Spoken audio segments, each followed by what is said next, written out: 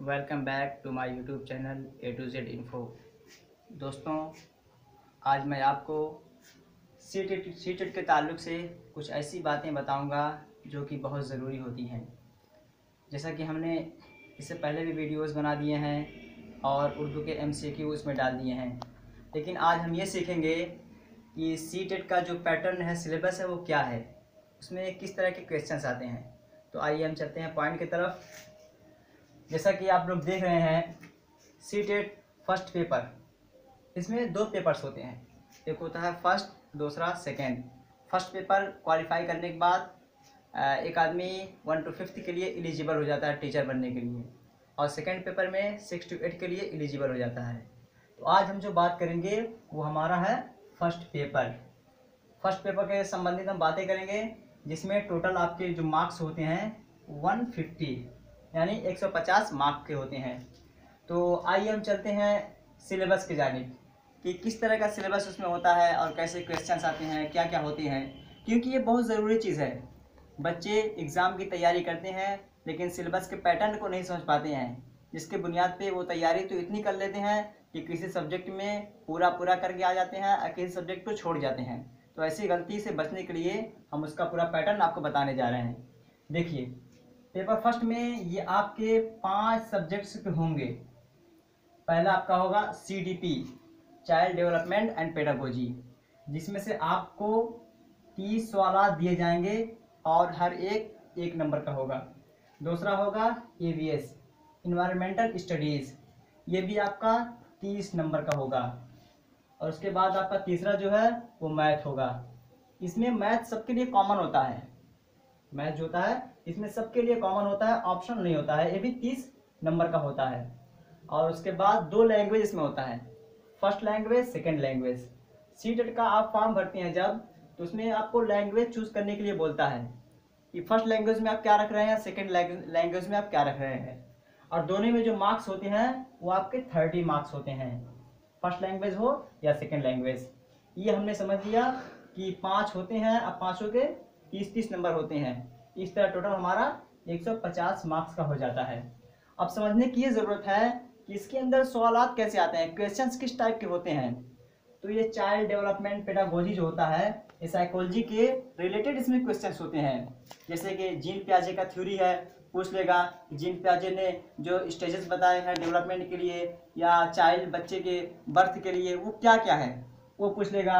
वाइगॉट्स्की का थ्योरी पूछ लेगा, क्लासिकल कंडीशनिंग में क्या हुआ, ये सारी चीज़ें आ जाएंगी। लैंग्वेज को किसने डेवलप किया, ये सारी चीज़ें आपकी आ जाएंगी चाइल्ड डेवलपमेंट में, जिसके तवल्लुक से मैं आगे वीडियोस भी इस पे बनाएंगे ताकि आपके डाउट्स क्लियर हो जाएं और एक्सपेक्टेड क्वेश्चंस भी लाएंगे।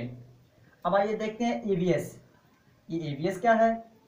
EVS में 30 नंबर का होगा, जिसमें से आपके 15 नंबर पेडागोजी के होंगे और 15 नंबर आपके इन्वायरमेंटल स्टडीज से होंगे। पेडागोजी में क्या होता है कि हमें 15 क्या नाम है, बच्चों को किस तरह पढ़ाना है, उसके मेथड क्या है, वो चीज़ें आपके 15 नंबर के होंगे। और 15 जो आपके जनरल स्टडीज़ होंगे, एटमॉस्फेयर के बारे में पूछे जाएंगे। और मैथ का क्या होगा, मैथ का भी यही सिस्टम है। इस 15 को 2 हिस्सों में बांट दिया जाता है। इस 30 को 2 हिस्सों में बांट दिया जाएगा, यानी 15 का जो होगा ये आपका पेडागोजी होगा, और ये 15 जो होगा ये आपका मैथमेटिक बेस पे आपका क्वेश्चन दिया जाएगा। लैंग्वेज फर्स्ट आपका 30 नंबर का है, ये भी 2 हिस्सों में डिवाइड हो जाता है। पहले हिस्से में 15 नंबर जो होगा वो आपका वो क्या नाम है, पैसेज, 15 नंबर का 2 पैसेज देगा, जिसमें आपको 15 नंबर करने होंगे। और 15 नंबर ये आपका टीचिंग मेथड से होता है, ये हो जाता है। सेकेंड लैंग्वेज का भी यही हाल है। लेकिन सबसे बड़ी खुशी की बात यह है कि हमारे YouTube चैनल से बने रहने के लिए जो बच्चे उर्दू को अपना ऑप्शनल सब्जेक्ट बनाएंगे, फर्स्ट हो या सेकंड हो, उर्दू को अपना ऑप्शनल सब्जेक्ट बनाएंगे, उनके लिए यह विशेष खुशखबरी है कि हम इस वीडियो में इस एक्सपेक्टेड उर्दू के MCQ भी डालेंगे।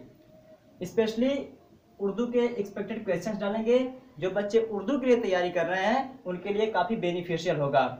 सेकेंड लैंग्वेज आप कुछ भी रख लीजिए, हिंदी रख लीजिए, इंग्लिश रख लीजिए। वैसे तो मैं सारे सब्जेक्ट्स को कवर करूँगा, सारे सब्जेक्ट्स पे मैं एक्सपेक्टेड क्वेश्चंस लाऊंगा, बनाऊंगा। उसके लिए ज़रूरी है कि आप एनसीईआरटी की बुक्स पढ़िए।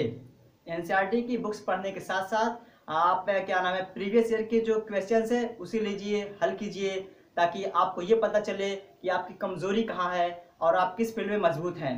जिसमें आप कमज़ोर हैं उसमें आप कोशिश कीजिए, उसमें कमांड हासिल कीजिए और अच्छा करने की कोशिश कीजिए। उसके लिए ज़रूरी है कि आप OMR शीट खरीद लीजिए, मार्केट में अवेलेबल है इजीली। OMR शीट ले लीजिए और उस पर आप प्रैक्टिस कीजिए। जब आप OMR शीट लेंगे, प्रैक्टिस करेंगे तो टाइम मैनेजमेंट होगा, क्योंकि बच्चे पूरे क्वेश्चन जानते हुए भी टाइम मैनेजमेंट ना होने की वजह से उनका क्वेश्चन छूट जाता है, जिनके बुनियाद पे एट लास्ट वो 1 नंबर 2 नंबर से रह जाता है। 1 नंबर 2 नंबर से बच्चे जो रह जाते हैं, इस पूरे सिलेबस को अगर देखते रहें, पढ़ते रहें तो 1-2 नंबर से नहीं उनका छूटेगा। और OMR को अगर फॉलो कर रहे हैं तो 1-2 नंबर से नहीं बल्कि अच्छे मार्क्स लाएंगे।